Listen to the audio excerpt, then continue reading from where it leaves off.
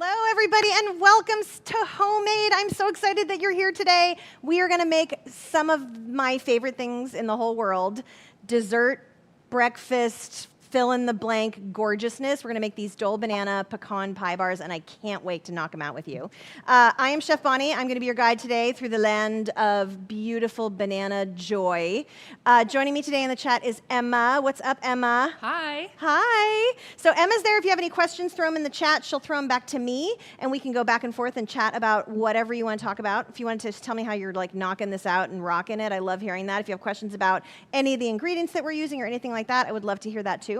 And not only would I love to hear it, we are joined today by the amazing Melanie Marcus, who is Dole's registered dietitian, and she does all kinds of magic when she's here with us. She answers all of our questions about why all this stuff is so great and how to use it and why you want to like reach for that banana, right? Welcome, Melanie.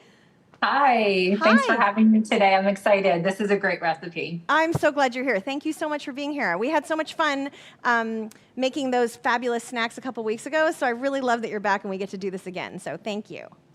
Thanks. So we're live on YouTube. That's where you're catching us, which I love. So remember to give us a thumbs up and subscribe. You don't want to miss a class. I love that little reminder that pops up so I know, oh my gosh, I got to run over and go watch a homemade class. Fantastic.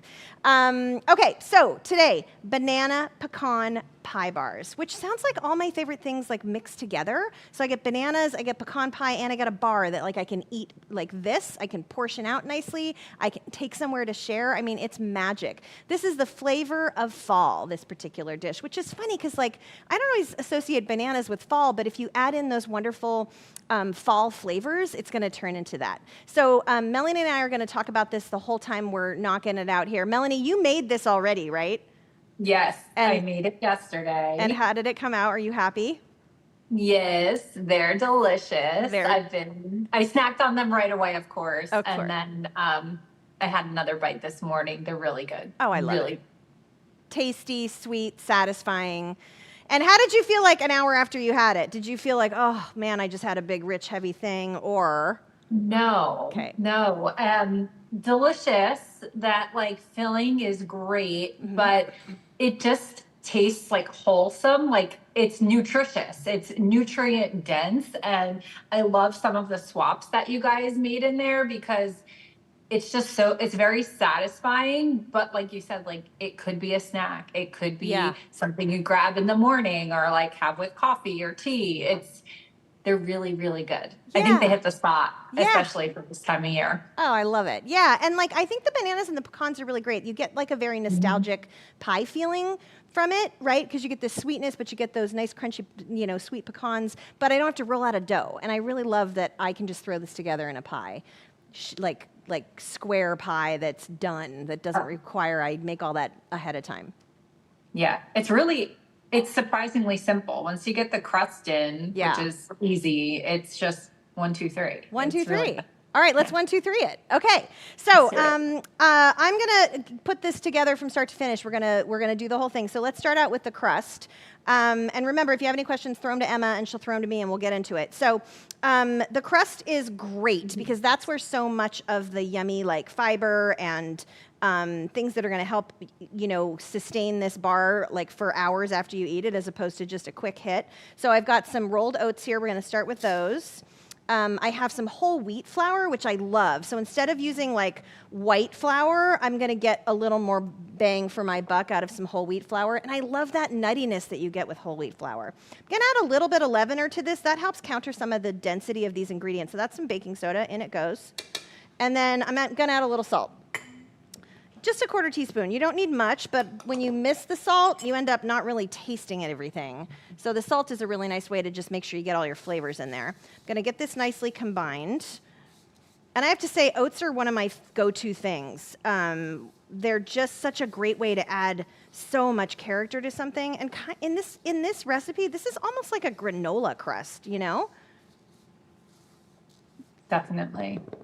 All right, so we got that in there. Now I'm going to add my liquids. And in general, whenever you add sugar to anything, that's considered a liquid because it melts when it's in the oven. This is a brown sugar substitute that I think is really great. It gives you that sweet flavor. It gives you that kind of molassesy character, but what it doesn't have is really any sugar in it. Do you know much about this, Melanie, about this substitute that we use? Are you using monk fruit sweetener? Yes, exactly. Yeah.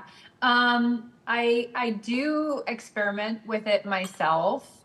It's a natural sweetener. So often, I hear from clients or friends that it's more expensive. So that could be a limiting factor. But especially when you're substituting in such small amounts, I find you can't tell the difference in cooking. It delivers the flavor you expect without the calories. So that is why I really like it. Yeah. And don't mind paying a little bit more for it because it helps me reach my health goals, especially like this time of year when you might be going to visit or have unexpected guests. Yeah. Everyone's got different dietary kind of restrictions and everyone's trying to limit sugar. So I love that swap. Yes. And not only is it a great swap, it adds, this great flavor and all of that. Have you ever, say, forgotten to add it, like some of us?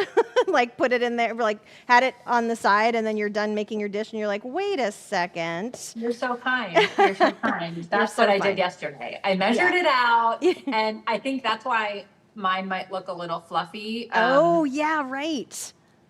Because, sugar has a job. Like, you never really want to completely omit it from a recipe like I did, because it helps add like texture and mouthfeel in addition to flavor. So I think the substitute's a great choice. But here, I really wish I had at least like one of the 3 tablespoons. Oh, because, okay. It's delicious. Yeah. Just the way it is. Like the topping and the filling carry the base. Yep.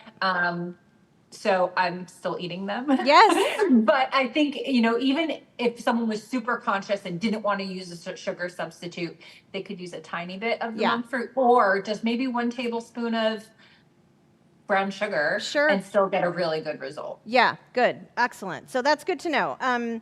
I like that there's some variations here. This is, of course, with baking, you're always worried about your ratios and having them work out. What you said about sugar is so true. Like it is a critical ingredient in a lot of ways. But for something like this, I think you have a little wiggle room, right? You can vary it a bit if you need to. Use a sugar substitute, use an actual sugar if you want, it's okay. Because you're really making this beautiful base. So this is what this is almost like your pie crust if we were making a pie. But it's one of those great ones that you can just press in, which I love. So see how it's kind of crumbly? The other ingredients I added while Melanie was giving us all those beautiful details, I did some olive oil. You could also use avocado oil if you wanted, which is a little more buttery in mouthfeel. I did some applesauce. I love that because it's a natural way to sweeten it. And also just gives you that hint of fall. I added a little bit of vanilla extract. So all of those things went in, and then I just mixed it until I got to this nice texture. So that's what you're going for. You don't need to go crazy. Just make sure you don't see any wispy bits of unincorporated food. And then all of this is just going to get dunked right in here into my tin. This is an 8x8 square, which I love. This is really one of my favorite things to bake in because it's easy to cut, it's easy to share, nice portions, so it's just very flexible. So I do think it's a good thing to have in your repertoire, like in your building. And then look, it's just in there, and now I'm just gonna like press it into the pan. This is very simple. I do think a pressed crust is my favorite thing in the world, especially as we get into the holidays. It's gonna get busy. We got a lot going on. People are coming. We're going places and taking things. And it feels like everybody's always like, oh, bring an appetizer or dessert, right? So I love that like this is an easy one I can throw together. It can even be like a nice breakfast bar. Mm-hmm. It's also easy enough, I think I could have my kids help, especially with this part. Yes. The best way to get children to eat new foods or even more fruits and vegetables, get them involved. And this is just such a fun little hands-on, relatively not messy, part of the recipe that they can help. Yes, absolutely. And I agree with you. Like, the more kids play in the kitchen with you, the more fun they have in the kitchen, the better the food they'll eat their whole lives, which is really pretty great. All right, cool. All right, so that's it. Super simple. Can you see that? That we're like all in. That's it. I pressed it in. The crust is done. Bang. I'm going to pop this in the oven for 10 minutes, 8 to 10 minutes. You know your ovens. This will take about 10 minutes in the oven. And I'm not trying to like cook it to all the way done because it's still going to get baked again when I put the topping on. But what I do want to do is make sure that it's got a little bit of a colored, like slightly brown crust. The reason for that is I'm going to put a pretty liquidy topping on it, so I want to make sure it's not soggy. So I want to give it that nice texture, just like you would pre-bake a pie crust. All right, so I'm going to switch over to the filling. This is the star of the show, and this gives us a chance to talk about bananas, which I love bananas. I feel like I always have like a dozen bananas at various stages of ripening in my house. So let me just talk real quickly about the ingredients that I'm going to use. And then, Melanie, I would love it if you can just like educate us a little bit about the banana. Like, why is it such a powerhouse? You know, why is it such an amazing ingredient? Because I think they're incredible. And for those of you with kids, I feel like the banana is the go-to snack, right? They come home from school or you pick them up in the car and they're just, they look at you with those eyes, those starvation eyes. And you're like, okay, all right, here you go. And then they're instantly like rejuvenated, right? So you can see spotty bananas are gonna be great for this. So I recommend letting your bananas get quite ripe.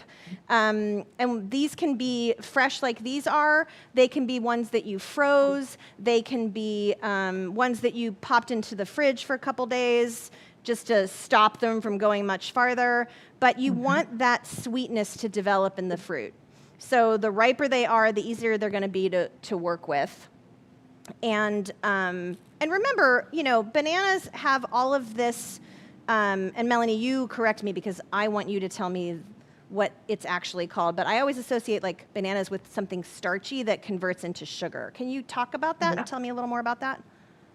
Yeah, so first of all, bananas are good anytime, but when we can include them in baking, it just makes it better from the nutrition perspective. Like 9 out of 10 people don't eat enough fruits and vegetables, and like heart disease is a big deal for a lot of us. Like, you know, if we're including hypertension and everything, and bananas are such a good source of potassium. So that's like everyone, I feel like everyone knows that, but yes, it affects like 50% of us. So if that's a concern for you or someone you know, like bananas are a really good way to help control, especially hypertension. But when it comes to fiber, soluble fiber called inulin is found in bananas. And when they're like green or even maybe like this, there's more inulin, which is that soluble fiber that helps us. This is like the food for our gut. Right. All the healthy microbes in our gut want to eat the inulin to produce a healthy microbiome. And that's, you know, everywhere right now. If you're into nutrition, you're hearing that. 100%. So as bananas get more ripe, that starch converts into sugar, which is why that's why I didn't use these bananas yesterday that I purchased. Right. I used something that was a little darker. I actually pulled one from the freezer. Yeah. And because we want that sweetness and you want to be able to mash it really easily. Yes. But no matter the stage, like the banana is going to have the same amount of calories, same amount of potassium, and even a good amount of fiber. Oh, so that is great to know. Okay, so no matter what the stage, same number of calories, same amount of potassium, same amount of fiber? Fiber might change a little bit because you have a combo of soluble and insoluble fiber. Okay. But you're still going to get fiber. It's still a great fruit to incorporate, especially like this because we're using whole grain flour, which has even more fiber. So it's win-win. Yeah, for sure. That is so cool. Thank you for that little banana dance. I love knowing about that. I feel like, you know, because I mean, bananas they're so it's easy. You know, it's like an instant snack. It comes in its own packaging. You know, it's completely, you know, vegan, biological, all of that. I mean, I just love it. It's just such a great thing. And it's nice to know how good they are for you too. Yeah, don't take that for granted. They're easy, they're portable, they're inexpensive, but also really good for you. Yeah, yeah, they're amazing. All right, that was cool. So look, you see what's going on here? We're getting a nice mix. And what's fun is when you start to break the bananas down with your fork, they start to get quite liquidy. And I'm not sure if that has to do with just breaking down the cell walls and there's some moisture in there. I can smell the sweetness of these, though. They're just going to be lush and incredible. Mm-hmm. And whatever stage your bananas are in, you can use them for this recipe. But the riper they are, the sweeter they are, as Melanie was saying. And the easier it's going to be to break them down, which is important, right? You want to be able to actually break them down. Okay, so that's our bananas. And then I'm just going to add a few other ingredients. So I'm going to sweeten this a little bit more with some maple syrup. Mm-hmm. Just give it a little extra love in there. I love maple syrup. I love it, the darkness, the rich flavor that it brings. You don't need very much to get the job done. And then I'm going to add a little bit of, the recipe calls for cinnamon, but we're using pumpkin pie spice today, right? Or actually, yeah. No, wait, pumpkin pie spice? I'm trying to remember now what we actually did. Am I getting that confused with, what did you end up doing? I was out of cinnamon. Yes. So I used apple pie spice. Oh, apple pie, yes. I feel like that went well because you have the apple, for sure, you know, sauce right. in the crust. That's why I got confused for a second because we talked earlier, right? So you used apple pie spice. I used pumpkin pie spice. You all can use whatever you got in the house. This is just a little bit of almond milk that we're going to use in here. Mm-hmm. I assume, Melanie, that you can sub in whatever milk you like or have handy. Whatever you have on hand. I think I used soy milk when I did this, but use what you have. Use what you have. And then that's your base right there. So at this point, too, if you would like, you can give it a little taste, see if it's going to need anything. Do you want a little more spice in there? Do you want a little more of your maple syrup? You know, is there anything you want to adjust? Do it now. And then you can add your eggs in at the end, and that way you're not tasting raw eggs. I mean, I know we've all had, like, you know, cookie dough in our lives that was raw, so it's not the end of the world. But it is nice to get your flavors set and not think about, why am I eating this raw egg? Yeah.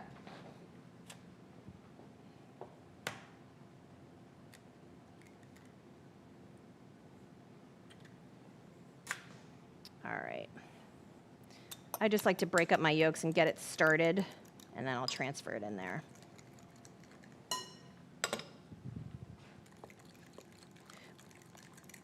All right.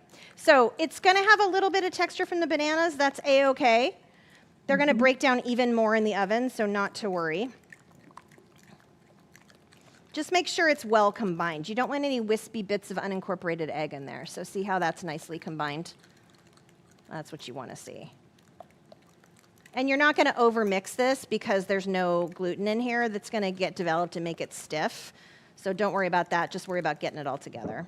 I do like to do it by hand, though, because then I can kind of feel it. If you want to do it in a stand mixer, that's totally fine, too. It's okay. It's going to work either way.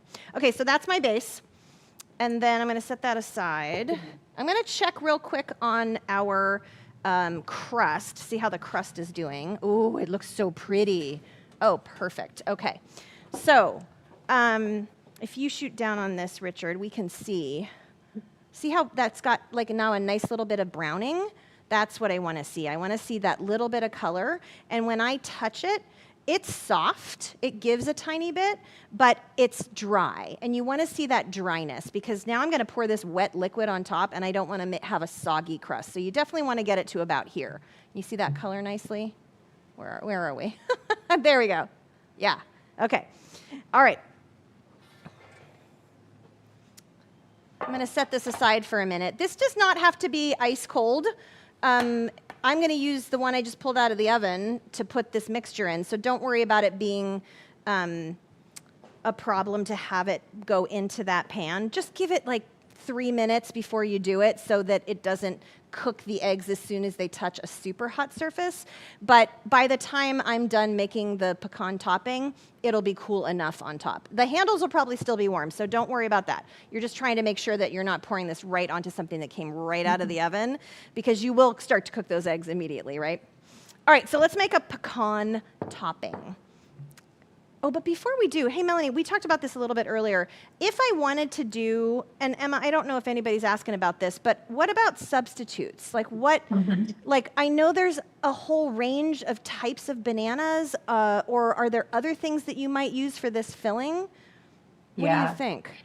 I think definitely if you see other varieties of bananas in your grocery store, this would be a fun way to use them. Baby bananas, there are red bananas. Manzanos have a flavor of apple aftertaste. So those would be great as long as they are ripe. Ripe. I think you probably could maybe replace half of your bananas with like apples or peaches or something else that will like macerate nicely. So I think, we could change this up a little bit to be more seasonal, fall or spring. I also like that I use frozen. Frozen, right. Or I like the idea of giving it a little tropical note too, because I mean, obviously bananas are tropical, but I don't ever think about bananas as a tropical fruit because they're so ubiquitous and they're everywhere. But I definitely think of mangoes that way. And I was thinking, oh, we could like have a little mango puree and fold it in with some bananas, maybe take out a banana or two and add in like a half cup of that just for a little, bright pop, on those dark winter days, like around Thanksgiving when the sun's going down at like 4 o'clock, nice a little pop like that. Yeah, I think that would be great. And maybe, instead of our outlier with the cinnamon or the spices, I would probably stick to cinnamon there or just like adjust, like maybe taste it and see what you might want to add. Yeah, that's great. I love it. All right, let's make a little topping to go on this. This is, remember, it's a banana pecan pie bar. And so I want to add some things that make it not only taste a little more fall, but also satisfy that little crunch that I love to have. So I have some chopped up pecans here. I added in some olive oil. I added in some salt, and now I'm just doing a little bit of maple syrup. You don't need to add a ton of sweet to this because it's just going on top, and it's going to fall right into the banana mixture. So don't worry about that part, but I do want to add a little. It's nice to be reminded of what you have in your dish. And then these guys just get tossed together. Doesn't that look good? What's cool is that little bit of sugar in there is going to caramelize a tiny bit in the oven, and the nuts are going to toast and brown a little bit while they're on top of the banana mixture. So that just gives you all flavor and love. Because if you want to caramelize a little sugar, it's going to go from sweet whatever to like lush, complex, and that's what you're going for. You want to have a bunch of different flavors come together in your mouth so you get a lot of satisfaction. All right, so there we go. That's that. Okay, so now let's put it all together. I've got my baked crust. I have this beautiful filling, which is looking good. So just pour it right over. Oh, looks so good. And it's very liquidy, so don't be alarmed. I think sometimes when you see something this wet, you're like, oh my goodness, how's that gonna come together? You shouldn't even have to do much moving around here. You can just tip it into the corners. Make sure that everything's covered of the crust. And there you go. I did line my pan with this parchment, so that's going to make it a lot easier to get out. Just go in one direction. You don't have to go in two. And then these are going to go on top. And I do like to use my hands with this so I can make sure I get it right where I want it to go. So you're going to cut these into bars. So you want to make sure that there's pecan love in every bite for every person. So hit your edges first, and then you can come work your way into the middle. And there should be plenty for the whole thing in the recipe that you have. Have any of you all made this yet? Or are you ready to make it? What's going on out there, Emma? We've been talking about different additions that we might like to add, like toasted coconut. Ooh, yeah. Or some chocolate chips. Chocolate chips. Someone else said hot honey, which sounds a little interesting. Ooh. Yeah. I don't know if hot honey is a fad, but I love it. I love it too. I hope it's here to stay because I think it's such a great addition to so many things. It's a good thing to experiment with because I feel like sometimes it's surprisingly good in things that you wouldn't expect. Yeah, I agree with you. All right, cool. All right, so you got that? Isn't that beautiful? You want to have a nice layer. And again, make sure that there's some in every corner and on the whole dish because you don't want to miss any of that.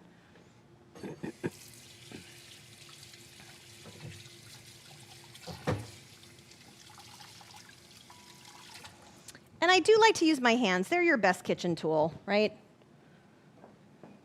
There are tools that look like your hands, but these are the best. They do it all. Okay, that's it. This is going in the oven.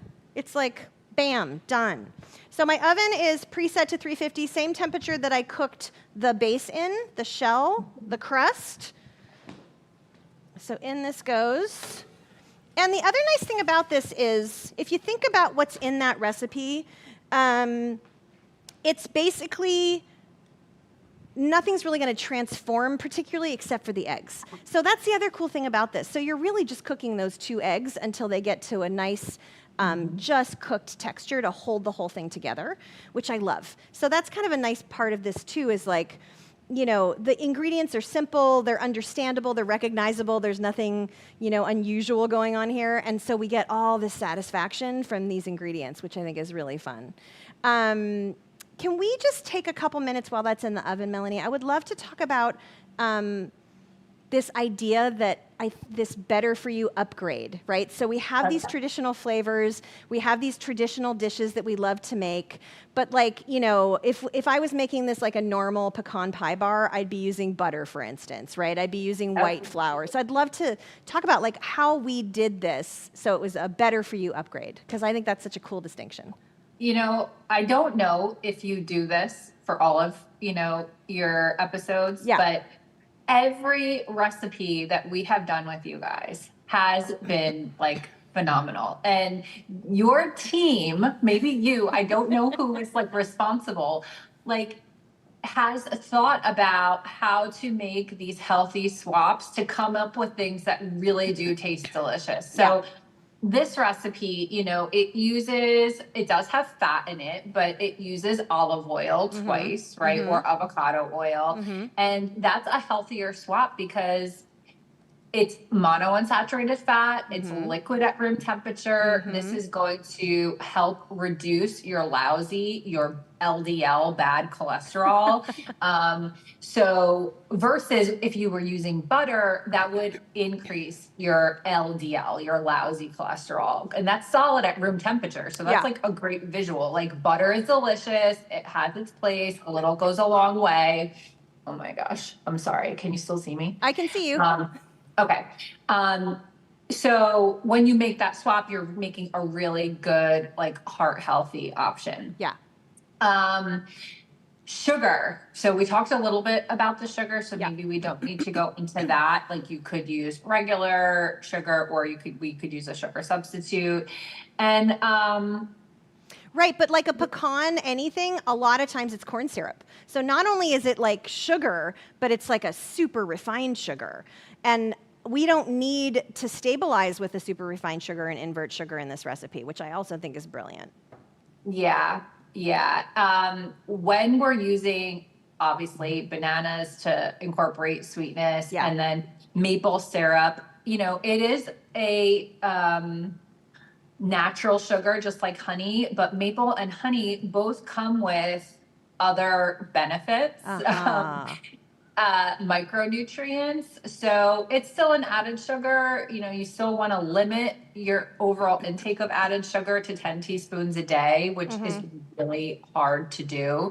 But I think this recipe doesn't sacrifice it. This recipe I didn't run the nutrition like I normally do, but it's probably half the amount because it omitted the corn syrup. We used healthy fats in moderation, but still came out with something that's delicious. Yeah, a winner for sure. I love Yeah. it. Okay. And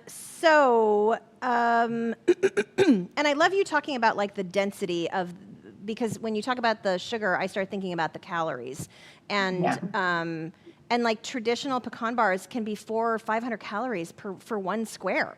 And these are closer to like 200. So that doesn't mean eat 2 of them. It just means, like you get that huge satisfaction and you're not like just dumbing, like going into your brainstem of like, oh my God, it's sweet. Like you're getting like all that body satisfaction, which I think is really nice for like a light dessert or even just a quick breakfast snack. Yeah. But pecan pie or pecan bars or something. Yeah.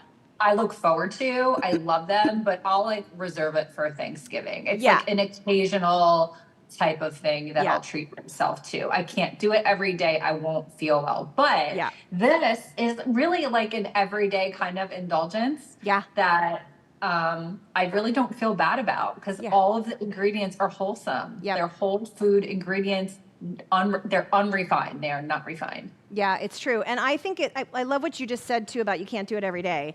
I think, the more you eat food like this, the less tolerance you have for like that super sugary or super refined ingredient dishes, like that you start to lose your drive for those because they don't make you feel great. They're great here, but like, they're not so great later. So I think that's a really great distinction. Okay, let us have a taste, shall we? Will you taste your bars while I taste my bars? Yes. Okay, I had a little bite as you were putting it together before. Oh, good. But I'll have another. All right, so let me show you what we got here. This is magic of television because our bars are going to be in the oven for another like probably 15, 20 minutes. And so I want you to just see what it looks like when it's done. So this is a finished batch. I made it this morning, so it's even still a little bit warm, but it's set, totally set. There's no like looseness in here, right? Everything's set. And then the parchment's great because it's gonna help me lift it out. I do recommend that you take a little knife and run it around the edge to make sure that it's totally released from the pan on the sides, because sometimes the sides will stick and then when you go to pull it out, you'll be sad. So just give it a little walk around with a knife. And then I have a cutting board here to work it on. So you're just gonna very gently kind of lift and see, make sure it's letting go. Oh, come on, baby. Oh, ho, ho, ho, ho, ho, look at that. Can you see that? Isn't that pretty? And so you can see, like, you have this beautiful crust down here, and then you have this nice sweet layer here, and then you have all this caramelized goodness up here. So, like, it's all joy. All your things in one place. And then as far as like portioning, I think you can get, let's see, 16 pieces out of this, or 9. And they're good size. Yeah, you can do however you want to cut it. I mean, you can just do nice little slivers if you want for like snack items. And this will also freeze. So after you make it, you can portion it into the sizes that you want. And then I like to I usually wrap them in a little bit of parchment, and then I just slide them all next to each other in a bag or a storage container for the freezer. And then you can just pull one out. The parchment helps keep it from getting that icy crust on it. So I do recommend doing something like that. But we're going to have this one right now because we need to make sure, what if something terrible happened and it didn't work out? We got to find out. Oh, they're so pretty. I wish you could smell this. We say this a lot. It's like, where's the smell-o-vision?